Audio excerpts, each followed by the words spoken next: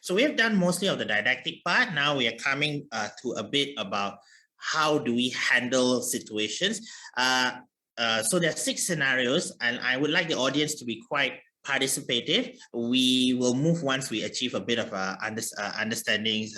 What do you call it? We achieve a bit of responses. All right, let's say there's a viral post on social media, ataupun you get it on WhatsApp, a viral suicide video depicting somebody dying by suicide, and it's getting viral, it's getting shared here and there. How do you handle it? Any ideas? Or if there's a newspaper report that's quite unsafe, what do you do what do you do about it? Maybe the audience can share a bit what they will do.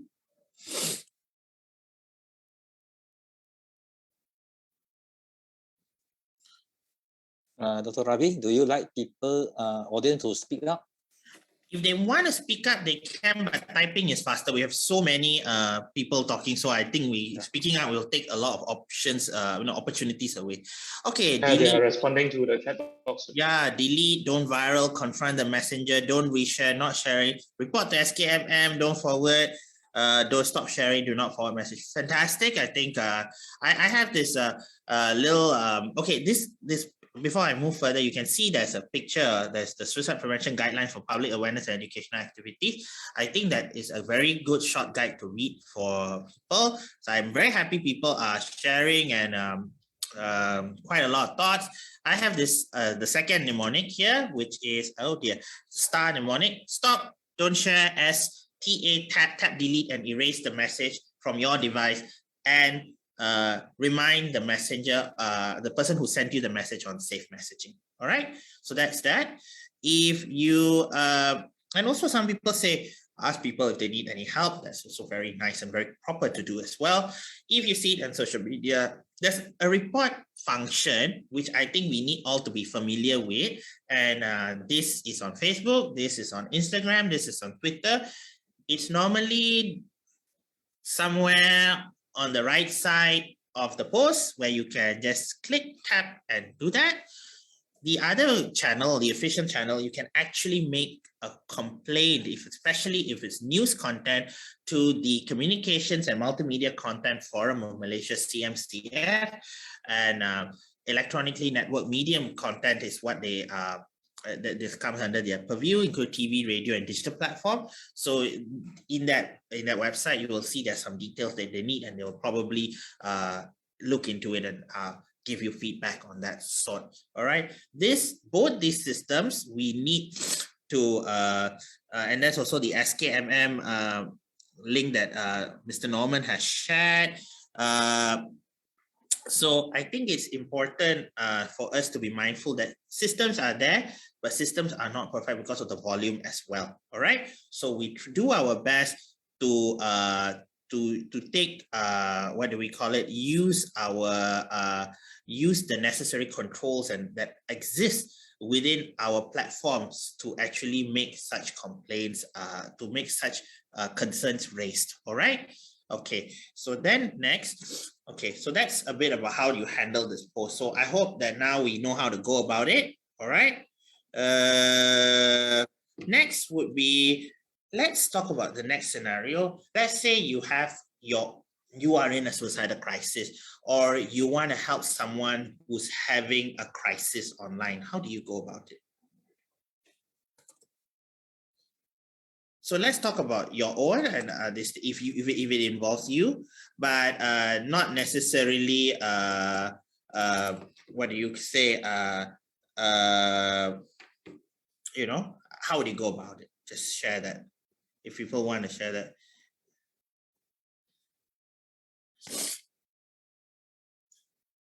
Okay, call a helpline that's there. So in the interest of time, talk to someone. Yes, I'm just going to go quickly into this. Instead of an online forum, I think it's important for us to reach out to someone where we trust, or a professional body, because especially if you're in crisis and need help, and you would want to enact a safety plan. And talking about safety plan, there's a complete video of that in the iLife Suicide Prevention FB page. You can read to see that. And then seek out crisis services. Remember, when you put something online, the whole part where not only who will the access of that information go to, including how it will affect other people, also is something that you need to consider. And the reactions can go any way, positive and negative. And if you want to share something, please put trigger warnings and help seeking information as well, so to buffer the post actually. And yes, all right, so if that's that, and if you want to communicate about someone else, and this is a little bit of my handy, like a little what do you call it, a little flashlight towards clinicians who tend to share excuse me, clinicians or people who, or your friends that talk about another person who's affected by suicidal behavior. Be careful when you talk about others, because if you won't do it in real life, please don't do it online. Respect the privacy of a person before you want to share their story. You get the permission. This is again important. And especially if someone has died by suicide, remember that the feelings of the bereaved. All right. I'll put that sentence again. Be mindful of the bereaved and provide accurate information. Especially when you want to share things like celebrity suicide, please be very, very careful, because it is a much more far-reaching contagion effect. This systematic review, or we would call this sort of how do you call it, sort of a compilation of many studies, shows that the risk of suicide is increased by 13% after the period of a media report by death of a celebrity. When the suicide method used by a celebrity was reported, there's an association of 30% increase in deaths by that same method. So be very mindful about sharing that particular news as well. All right, and because you don't want to add into that volume. Okay. All right. So I'm going to pass the space again to Mr. Norman about how one can maybe respond to someone who may be suicidal. You can use the slides as in the background, but I think Mr. Norman's experience is very much sharing would be very interesting for us to hear. Yeah, thanks, Dr. Ravi. I think seeking for help, it's I would like to share a little bit of my personal experience. It is really difficult to actually go back to the times where I've attempted. But that was when I didn't realize. I mean, I'm also a medically trained. I'm a trained nurse. I'm a nurse by training. One of the hardest part is that being a medical professional, you are the worst patient. Means you are always in denial, although you know you can identify all the signs and symptoms, but you are the worst patient because it's very difficult to actually come to terms of the difficulties that I face when it comes to depression as well as suicide. This, I think, when we want to respond to key few things I've also mentioned, sometimes words do hurt, but words do heal as well. And how do we respond to when we see these kind of things going on, especially our close family and friends? The strongest, to me, the strongest part of the support, actually, not friends, actually come from family. And one of the key things I've learned along the journey is that learn to trust again with the people around you, because as you progress in life, is that you slowly, because once you are away from your support network, you tend to keep everything to yourself. You swallow up everything and you do not want to share. But at the same time, you do not want people to know your weaknesses, because most of the time I feel that this is some sort of personal weakness.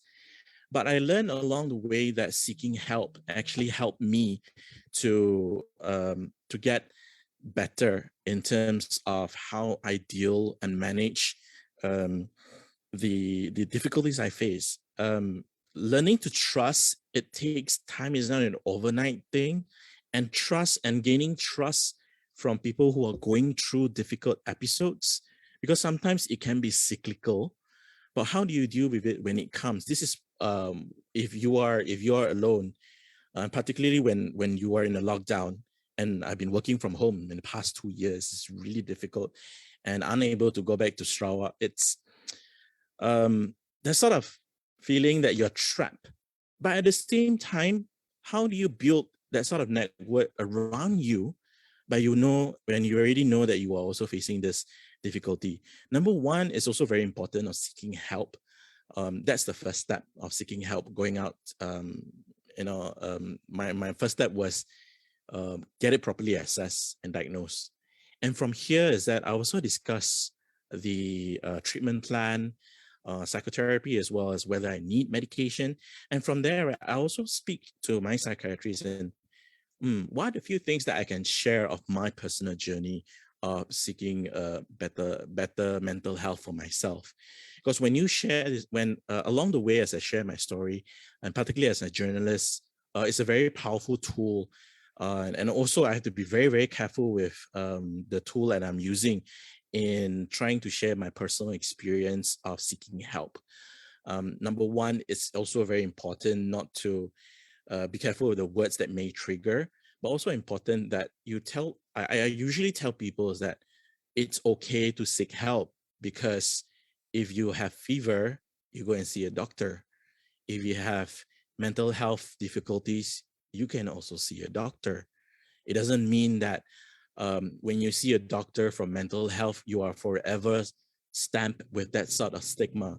That things change along the way, particularly in the midst of COVID, and people are becoming more aware of the difficulties that people are facing. And the seeking help part, it's the first struggle where a lot of, even I can tell, I just discussed with Dr. Ravi earlier, actually, I really hope our medical professionals really work on trying to look at the data of how many journalists out there are actually going through a difficult time with mental health difficulties like depression incidences, or suicide attempt, suicide ideation, for example, among journalists. This is where we don't look at, because it has several factors, which includes work stress, difficulties even with dealing with COVID-19. One of few things, even as journalists, when we deal with our work, is that aside from crime, when we cover what's happening in the hospital, we don't realize that sort of feelings that we take in, even in the midst of what we are discussing right now with the political upheaval right now.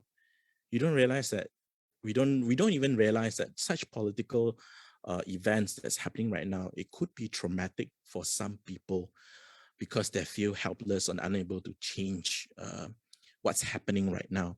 So these are a few things that we can do.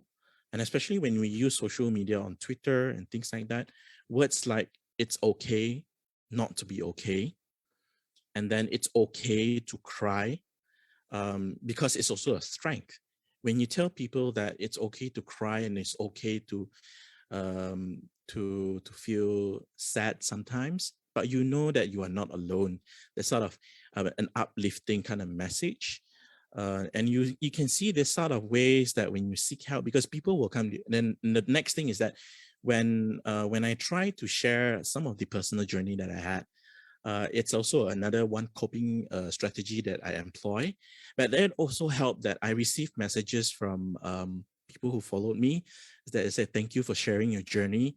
I'm now seeking help with a psychiatrist. I started on therapy. That's sort of things that one way is that I remember this word coming from a teacher of mine back in school, is that when you start teaching others your own personal journey, you're also teaching yourself to get better. So it's Cecilia pointed out it's okay not to be okay, because one of the Korean drama, It's Okay Not to Be Okay, it's the exact same one. It is very emotive on that drama part. But for example, what we consume online, how do you respond to it? It's also very important how we also be very careful of our emotions, which is one of the things that you monitor and you are aware of your own reaction to the feelings that you to a certain event, because certain event can be very traumatic. Rather than you allow yourself to go into the rabbit hole, and it's really hard to pull back. But one thing for sure is that if you need help, it's okay to call for help, and it's okay to put a pause and breathe. These are some of the few things that I did, and even on social media. So one thing is that to learn is also to get off social media. detox from social media. It's also very important because we are all stuck online. We are all stuck at home. So the amount of you spending time online is also increased. So the amount of information disorder that you get, like for example, vaccine hesitation or even misinformation that you see online, that may affect you as well. So detox and also getting a little bit of that. I know it's COVID-19, but a little bit of that physical and physical social interaction may also help in terms of the mental health as well. Few things like, for example, here I think noted here, Dr. Ravi wrote here, safety. Even as I, let's say, right, if you're posting certain things on seeking help and things like that, but you know that in social media you can't stop people from committing. Okay, one tip: you can hide the comments. If you want to block, go ahead and block them. Because if they are being toxic to you, it's okay to block this sort of people online. It's fine. You have your powers to do that because you want to curate your content online to help people to seek help, but you don't want this sort of toxic people in vandalizing your post, right? So you can curate by like mute them, hide the replies and things like that, so that it's safe for others to consume on the content that you're trying to share. Okay, Ida here. How do you get the suicidal person or depressive person to reach out for help? Okay, one of my friend didn't know that he has bipolar affective disorder, and I explained to him. I said, what are some of the things that you're going through? First thing is that do you need a listening ear? I can listen to you. You can blur everything. Then slowly, right? Then I asked him and said, hey, I've gotten help, and you look at me and I'm feeling better. Would you like to give it a try? And he said he's scared. So I accompanied him to a specialist clinic for his first assessment, and managed started on medication as well as psychotherapy, and that really helped him to go back to be productive, being very, very productive right now. And the discipline, because one of the few things I think Dr. Ravi can also share a lot of things. Discipline when it comes to treatment plan or even psychotherapy plan, it's also very difficult to keep patients on following the treatment plan. But because of this social network that you have, the support system that you have, it helps you to be very disciplined. You follow your medications, and you are aware of how you feel every day, and you follow through. You keep a check on each other. So this is what I try to talk to friends, those who are going through depression as well. If you need a support, we are there. If you feel down, you can always give me a call. So that speed dial is also very important. Prabhu, maybe Dr. Ravi, you want to answer Prabhu's question, what are other alternatives of speaking is no longer helpful to suicidal or depressive person? All right, sure. Okay. Thank you so much, Mr. Norman, again for sharing that. I think I'm not going to add so much compared to what he has added. So just when you recognize someone who's not okay and someone who's voicing out suicidal ideations, it's extremely important to take it seriously, but you have to be mindful of your limits. Remember to take care of yourself before you try to offer help. You should probably refrain from putting it in the comment section of the post, maybe able to help you, and then of course report and save post. In event that you want to arrange for help, and you might actually want to find out where the person is, and and try to stay online and convince the person to get help. But if they don't seem to be keen on help and you really are concerned, this is the sort of situation where you can't keep it a secret anymore, and probably would like to reach out to someone who can help the person better than you. Someone, if it's whether they're friends and family, or even services like emergency services, or even the police, to go and get the person safe. So it's important, but this is really a call of judgment, not really easy. There's no real right or wrong answer. Remember to follow up, and remember when the risk is, when you are really, go with your gut feeling. When you don't feel okay about it, get the person the help they deserve. All right. All right, so there's a lot of questions that's coming. We will address them probably at the end. I hope the moderator is helping me take note of that, because we just have a bit more to cover. Next, I think note. Yeah, before I'll take. A little bit more. How do we speak a bit more about okay, so now we have handled 4 situations, communicating crisis, helping someone in crisis. Now let's go to the 5th part where we've been doing a bit of that in the session today is how do you speak about suicidal recovery or even bereavement? This I'm going to call upon Kak Ngah to share a bit more on this. But before she shares, I'm just going to put in a little bit of pointers and to see that when she shared, there was so much engagement in the audience because the sharing of a lived experience and especially the experience of by the bereaved and recovery is very, very valuable and powerful because it does help to reduce stigma. It puts the face or the person, it adds the human touch to it. And especially, it also helps people to be educated and it validates the emotions of other bereaved. And so you probably need, when you want to do this, probably need to know why you're doing this. And it's important to present it in a balanced way where you put the positive traits of the deceased and also need to be always keeping in line with your goal, life-affirming messaging, give a lot of help-seeking resources. Don't, when you share, do not put the suicide or the death as an inevitable part. You really need to share that part where I'm still trying to move past that point when she said that when Kak Ngah shared that the pain remains there. That's really important to be shared because you know how deep that loss by suicide is. And of course, not sharing any methods or place of death. Remember, when someone is sharing about their own experience or lived experience, that person needs to be supported throughout the journey.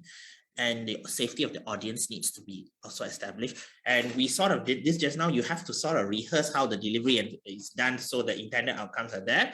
And if there's media there, you need to tell them to have a bit of the guidance. So maybe Kak Ngah can share a bit more. Hi, thank you. Thank you, everyone. I responded a bit later. Had to compose myself.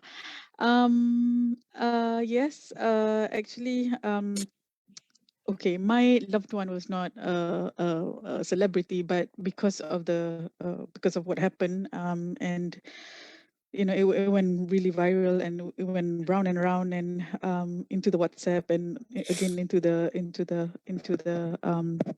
you know, social media and whatnot. But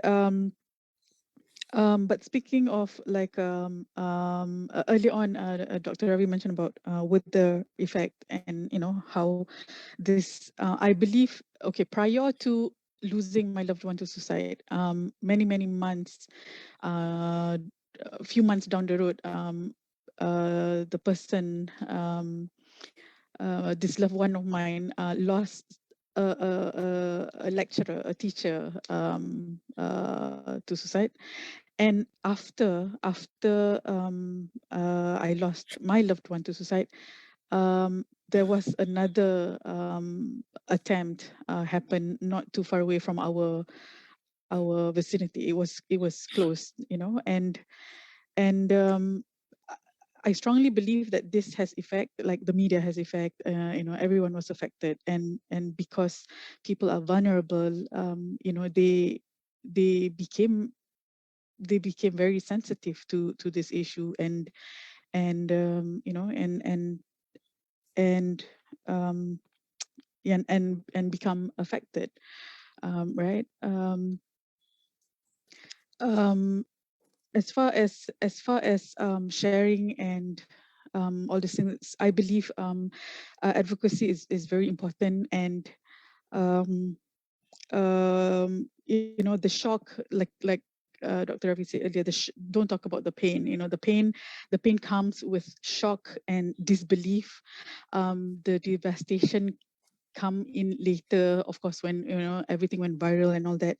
But it was really nerve-wracking too when I had to do the whole what do you call this, pengancaman, identifying, right? Identifying. We were asked to go to the mortuary and identify, and it's like I said, it's painful. but the most important part I feel from this advocacy journey is that when sharing, like a lot of people, like even Norman said, people reach out to you and say thank you for the post, I can relate to the post, and then people start to open up, and people become more comfortable opening up to you and tell about their stories, and that's one way of them reaching out for help and seeking out for help. The moment you let yourself vulnerable, the moment I let myself become vulnerable, that's when other people feel comfortable or confident, or they feel that they can be vulnerable too, and that's when they start sharing and all that. Until today, our support group, there aren't many. There are less than 10 of us in the support group, but some of them are still struggling, accepting, like people go through, when it comes to suicide, people just go through all kinds of stages, and denial. Anger was my thing. I literally had to go to I was dealing with a lot of anger and pain. I was just angry at everything. I couldn't comprehend what was happening. Um, I did not know how to deal with my emotions, and I remember going to the grave, and that's where I did my healing there. I talked it out alone. Of course, I was alone, and I said my piece and all that. And anger is one aspect that people don't see, actually, because you tend to blame yourself. The problem with suicide is also guilt. There's a lot of guilt and blame, and of course, there are other people blaming you too, and other people are making it worse. There's a lot of layers to it, and it's just like I said, it's a whole process of healing journey. But one thing I realized is the post-traumatic growth. Yes, suicide is real, but healing is also real. If you are brave enough to look for it, go search for it, be surrounded by people who care, be surrounded by by people who feel that you matter, then it makes a whole lot of difference. As I started my journey to advocacy, I feel like it became a whole new world. Of course, I started scared. I started very, very scared. I started anonymously, honestly. Like I said, I needed to find suicide loss survivors like me, because I needed to vent and relate to somebody who truly understand what it's like to be in my shoes, right?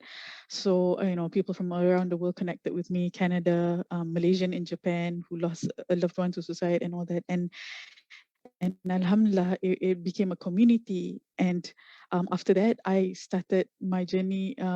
I started with Kak Ngah. I didn't even want to use my name because, of course, that name will lead to so many other things, and I feel scared, and I was not ready.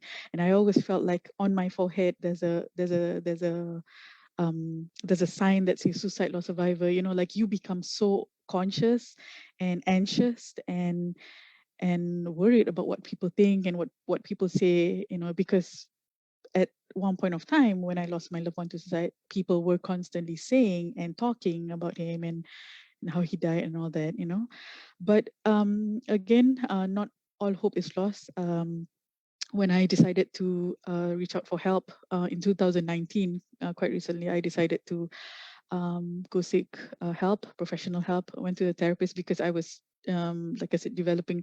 I know I was depressed all along, but I was like pretending okay, I was okay and all that, until to the point where I was driving on the highway. I was on my way to Seremban, and I was having I don't know, anxiety attack or panic attack. I couldn't breathe. I was sweating.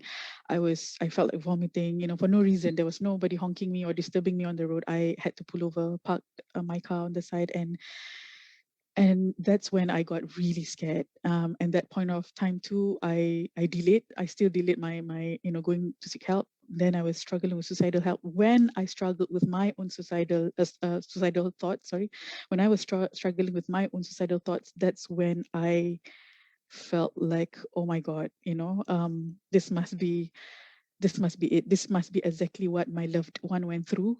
And unfortunately, he was not able to reach out, or we did not I did not see. Perhaps I saw the signs. By the way, I'm a psychology graduate, and that even got me really really guilty, for not seeing the signs. I blame myself. I hated myself for a long time because I feel like I should have been the gatekeeper to my loved one. I should have seen the signs that he was depressed or struggling. But but this whole experience of sharing, this whole advocacy experience and sharing of recovery, and what happened actually have taught me about post-traumatic growth, and that I start believing, and I want people to start believing that there is such thing as post-traumatic growth. People can grow out of their pain, their misery. Not all hope is lost, and that it matters. And the more people talk about it, the more people who are survivors, the more people who are struggling talk about it in a safe manner, in a safe space, they feel like they will be supported, and it's important for us, for all of you, to support others who are reaching out, and also don't hesitate to ever to ever tell other people that they matter, their feelings matter, because we most of the time we are embarrassed, we feel ashamed of our feelings and don't want to reach out.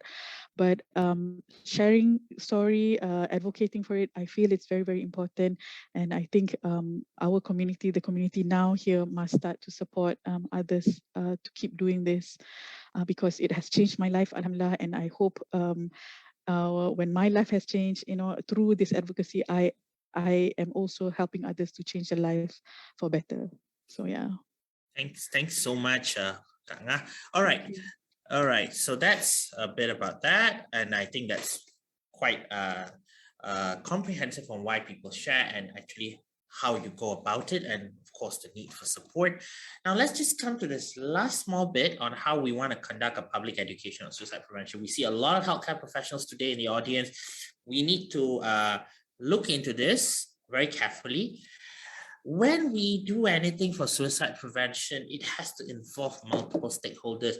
There is a complete chance that you can actually miss the mark when you don't involve people with lived experience. Nothing about us without us. It's very important to get people, the voices of people with lived experience, to be heard, to know what is right and what is actually appropriate and what is actually needed. So consider when you do any kind of event, consider your goals, consider the language that you're going to use, see who will be exposed, and always consider how something may harm others. Just now when we were doing this rehearsal we were moderating, like what can be said, what cannot be said, what should be better, what's a way to put this point across. And when you do something, always evaluate. So later, make sure you fill up the feedback form. And important thing is the timing of the event matters. Sometimes it's not really appropriate to do a gatekeeping training right after suicide happens in the community, because it sometimes can worsen the grief, because people might say, oh, I didn't spot this, didn't spot that. So timing matters. Content needs to be age appropriate. The resources that we share, that's why we have to be careful. That resource you want to share a resource, you want to say, go here and get help. Make sure the people, when they go there to get help, the help is actually there, and the people are ready to receive clients. And in a sort of a meet like this, make sure that trained people to support someone in distress. I cannot emphasize this enough. We really need to be also very mindful how we do suicide prevention activities, especially public education, because I think we face every so often we face a public education campaign that goes wrong and actually causes more harm than good. All right, so try to work on this thing. So with that, we come to quite a bit of the end of my sharing. Key messages: suicides can be prevented. Many factors lead to suicide, so everyone has a role. I hope this 2 hours of engagement sort of gave that idea. Media shapes a lot of our opinion and attitudes, so there's a great role in engaging in media. And messaging regarding suicide-related content may bring benefit as well as harm, so caution needs to be exercised. With that, I just would like to answer some questions. So I hope Dr. Poh can help me with that very quickly. And I would like to remind everyone that this year, the International Association of Suicide Prevention has taken up a new team, which is creating hope through action. Ministry of Health with its stakeholders, we have translated and modified the team a bit for Malaysia, which would be Bertindak Segera Harapan Terbina. So that's the team for World Suicide Prevention Day, where we probably all need to get our act to bring some hope. So bring hope in this situation. Can I, maybe Dr. Po, if you ask me the question, I'll quickly answer so that everybody Okay, so thank you, Dr. Ravi, for the informative talk. And also thank you, Puan Alia, for sharing your story. Can see that you have gone through this period of time. It's not easy for you. And also thank you, Mr. Norman, for providing us with some key important tips, especially on how to respond to someone who may be suicidal. So we have some questions from the chat box. The first question, I believe, is to Mr. Norman, especially to the question on pertaining to respond to someone who may be suicidal. So the question is, what if the person is a family, who to turn to if, in response to the question pertaining to respond to someone who may be suicidal? Yeah, Mr. Norman, maybe you can answer this. Yeah. I think when you have a family member who is suicidal, the first thing for me, I would advise you is contact the person immediately, ask him or her where he or she is, and go straight and be present. More importantly, you have to be present, because when a person is suicidal, it is an emergency. My friends did that for me. The first thing that I started having suicidal ideation, the first thing they did is they dropped everything and be there with me for about an hour plus, like that. It's very important that aside from first aid, mental health first aid, be present and do not leave the person alone can also help to save life. Sometimes you don't need to say anything. Being present there is also another healing mechanism for people who are going through that sort of process. Being there, and when they started to share the feelings, you listen. I think what my friend did to help me is that those light touches on shoulder, a slow one, those small taps. What she helped me was the small taps on the shoulder and a slow rhythm. It really helps me to calm myself down, because at the same time, I'm also going through the anxiety.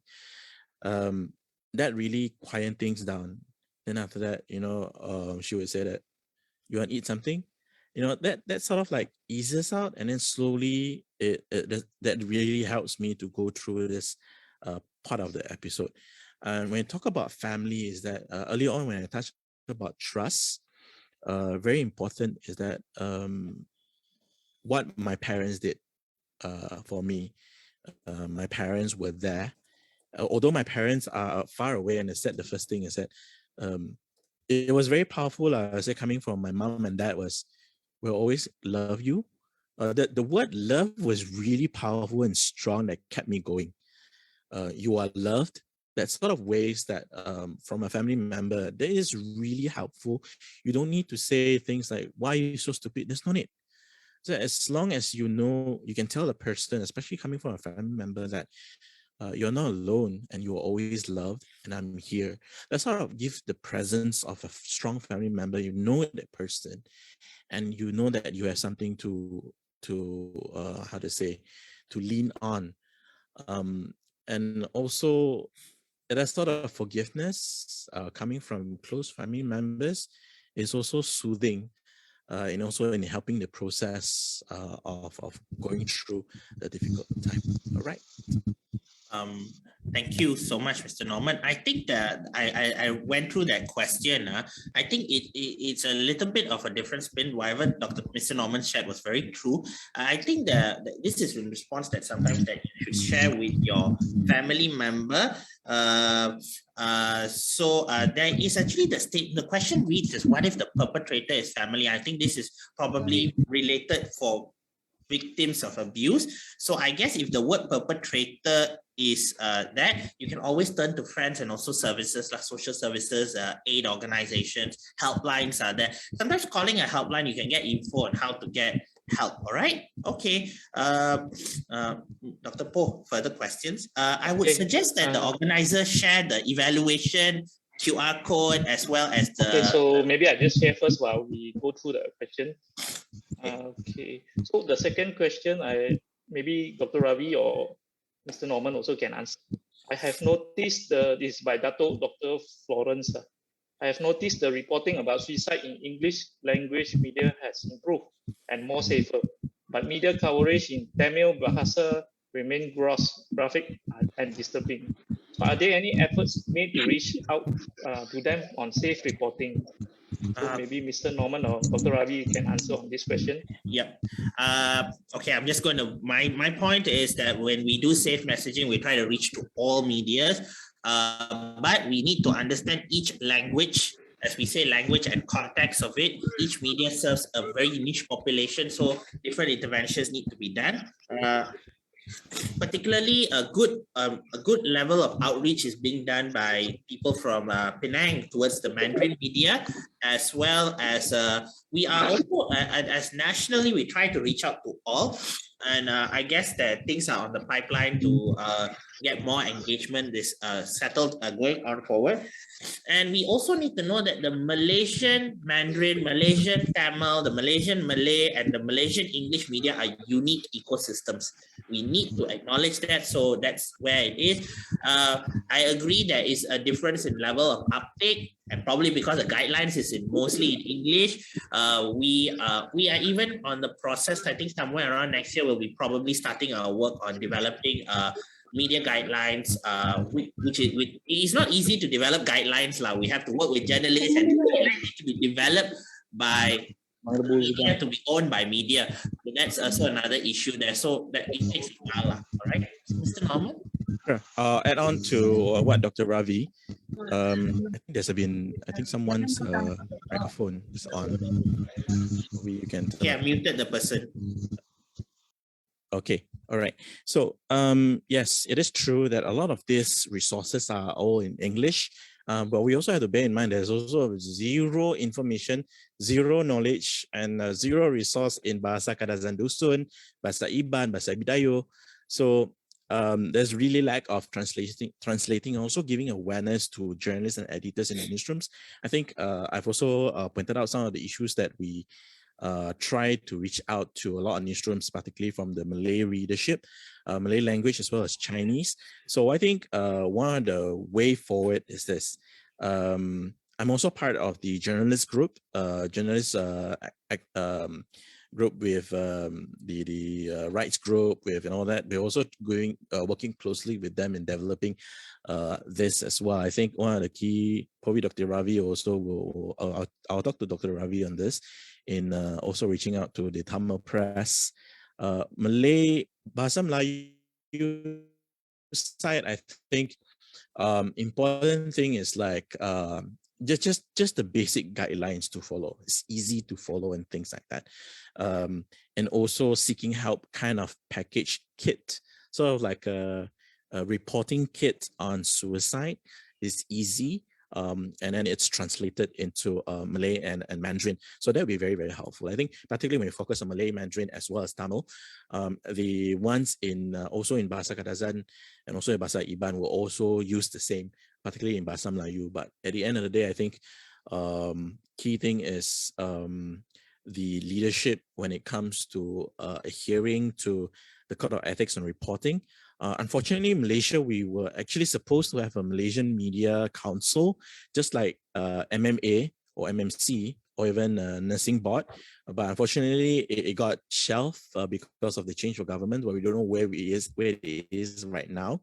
But still, things like this is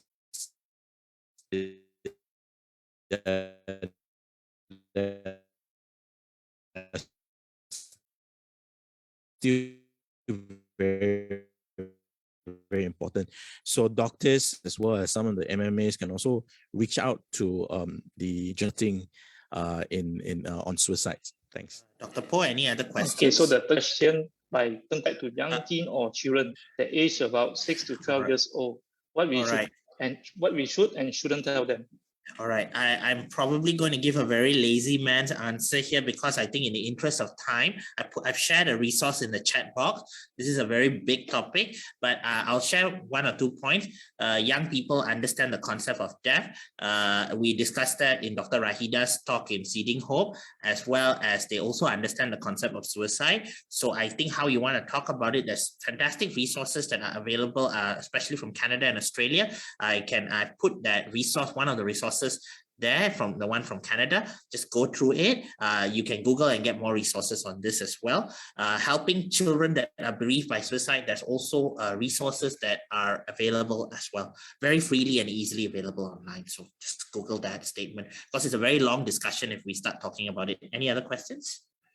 And the 4th question by Lindsay Aru. Can a person who is on prescribed medication for depression be dependent on them for life? Is it possible to treat a person overcome depression without medication? All right.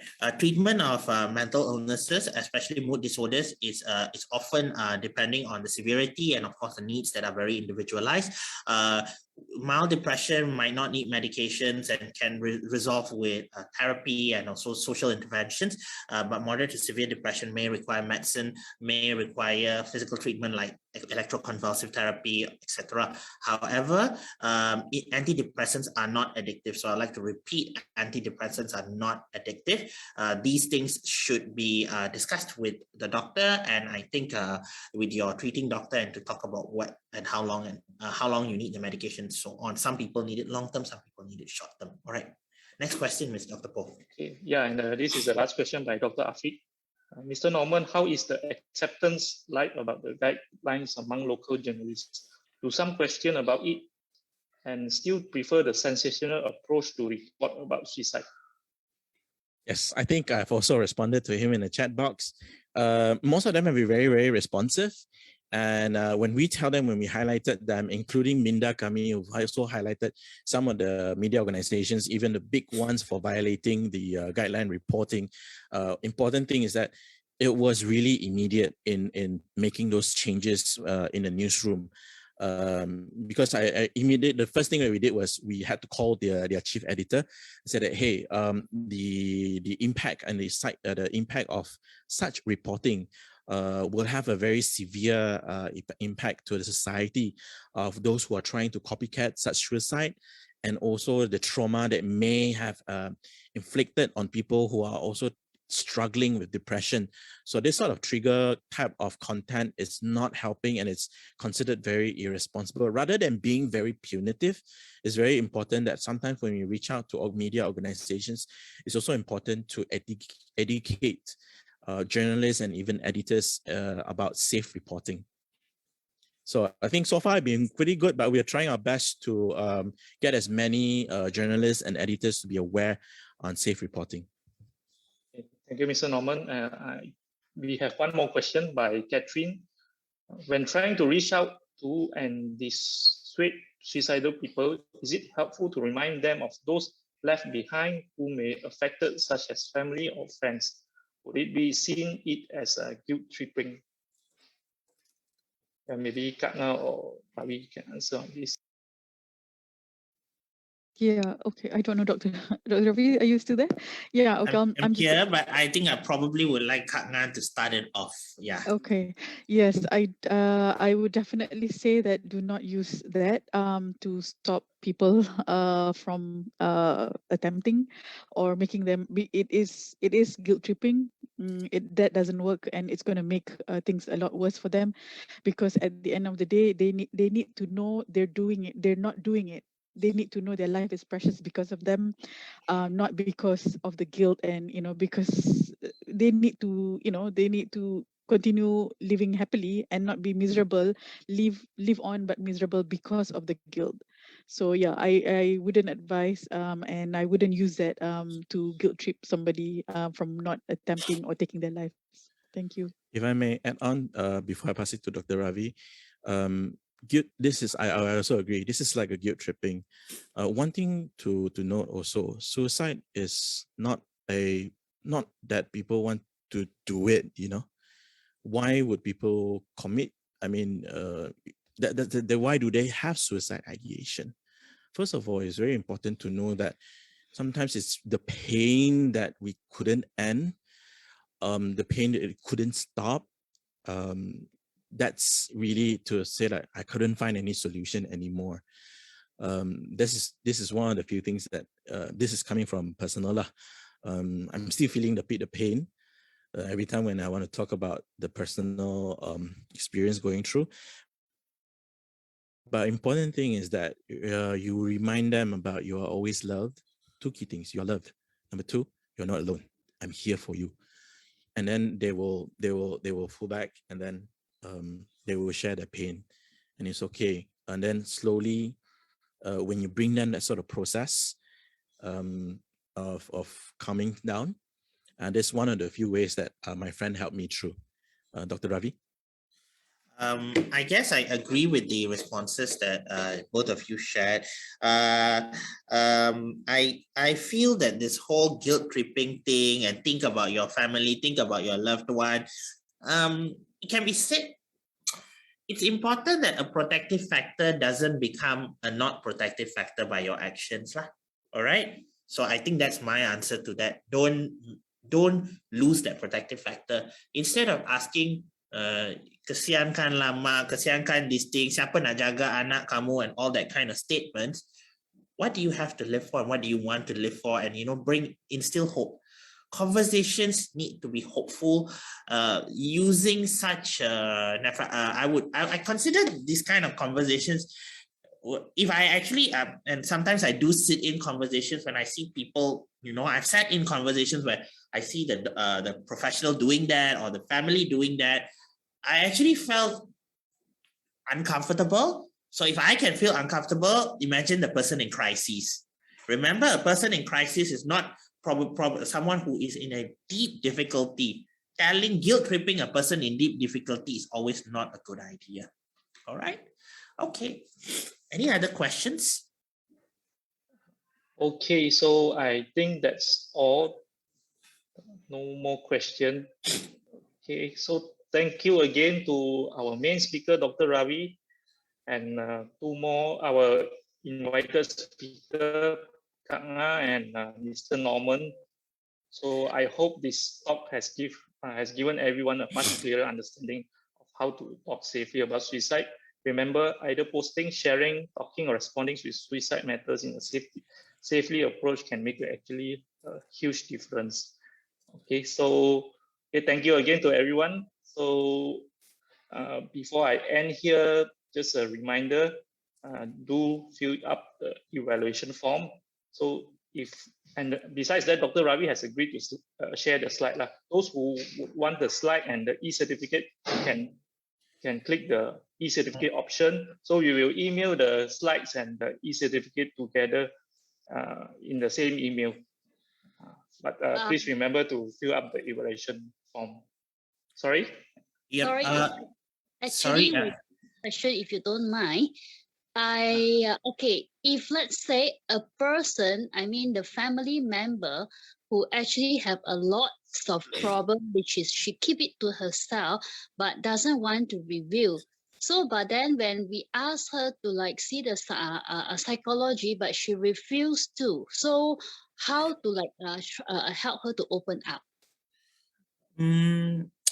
I guess, as part of professionals, and this is one of the most common things we face, how to persuade someone to get help, it's very hard, especially if it's a young person or it's anyone, because there's a lot of fears of seeking help. How to say this? From a perspective of someone I know quite closely, and asking for help is actually admitting that something is wrong with you. It's very hard, to face that. We often we are a society that doesn't encourage bringing up our names. Always if you have achievements, you be quiet about it. But even deep down, it's about admitting that a bit of your a part of yourself is not okay. A part of yourself could be broken. There's a lot of thoughts that go about it. A lot of painful thoughts. So if there's a lot of denial that there's a lot of these conflicting thoughts within the person, that accepting help means that something is wrong with me or something could be wrong with me, and also there's partially also fears of accepting help. Well, if I accept help, how will this affect my career, my school, my work? How will people look at me? The whole stigma around mental health conditions, mental illness. so many things are there, so there's a lot of things. So if a person says no, explore why that goes about it, and then work around that. There are techniques that we use in gatekeeper training. I pick what my good colleague and friend Mr. Kai Xuan does, is that you sort of like make the help don't seem so threatening and dreadful. There is a for the longest time, and probably this stigma remains, psychiatrists are seen as very, very scary, and the whole psychiatry services are seen as very frightening things, when in fact they are not. They're not. I think you've met in this course a few psychiatrists. I think hardly any one of us sprout fangs or anything of that sort, or the way we talk and as well. And even in sessions, I guess, you need to make services sound friendly. You need to probably give a little bit more depth than just say, go and see a psychiatrist. That's very much like, okay, go and get your car repaired kind of way, You probably want to put more personal to it. Probably you can. So I may not be able to be the best person to help you, but someone trained could be. This person I know, these are the qualities of that person, and sort of motivate a person to get help and say that, okay, maybe you're feeling, how are you feeling now from 0 to 10 and you're here? How would you like what are the things that want you to make you feel a little bit higher than that score? Maybe the score is 3. Maybe how would it be like to go to get a 5, and how you work around it? It's really working with the person. Okay. That's that. There was another private question there that I wanted to address, is that somebody asked, how do you talk about lethal means? Because sometimes lethal means is also it's also something that quite difficult to talk with the suicidal person, and removing lethal means around it. This is to be really a contextual conversation to be held with the person. So yeah, this is something that you might want to sit and talk to the person and talk about what that mean. Sometimes people actually find lethal means as the only source of a thing that they can control. So that's actually what it is. So you probably, if you would address the sense of loss of control and helping them regain control back through other means, is also helpful. But these are probably things that you might need a lot of training. And if you're not comfortable doing that, please feel free to get someone else to help you with that. Someone also DM'd me about resources in filmmaking. I've shared those resources. WHO has resources on how to make films. Mindframe also has resources.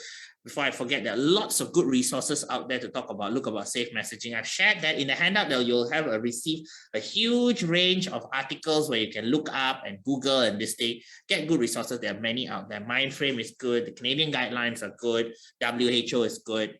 And all of that. And you can look up local resources that have been made. Think about local resources as well, like Lama Minda, iLife. They've put up great resources out there as well, and ours, all of that. A lot of people, Miasa too. A lot of people have been asking about clinical questions about people that they know in their life. I guess my answer to all clinical questions is that these things probably need evaluation. So if you need evaluation, get professional help. Doesn't mean you need to get an appointment at a psychiatry clinic. Talking to your GP or doctor should be good. Talking to a counselor or psychologist is also good. All right. I hope I answered most questions. Okay, thank you, Dr. Ravi, for answering all the questions, and also thank you, Kak Nga, again, and Mr. Norman. So we have come to our end for this session. Thank you for it's a very interactive section, and I believe that everyone will be interested on the next webinar. Yeah, our 9th webinar will be on the 8th of September. Will be on Wednesday, 3 weeks time from now. So because we are getting more and more participants, so we managed, so this time no registration is required. So please remember to save the Zoom ID, and we also have posted the link for this next webinar. The topic is inpatient and custodial suicide prevention by Dr. Emmanuel. Okay, everyone, you can save the link. You can copy and paste it from the chat box, and also you can take a snapshot of this poster, this slide. And okay, so everyone, thank you again, and have a nice day. Thank you. Good night, and good night, everyone. Thank Stay you safe. so much. All right. Bye, guys. Thank you Bye. so Thank you, much. A Dr. special Yeah, thanks thank to you, Dr. Mr. Ravi. Norman and Kak Nga and the Seeding Hope team. Thank you.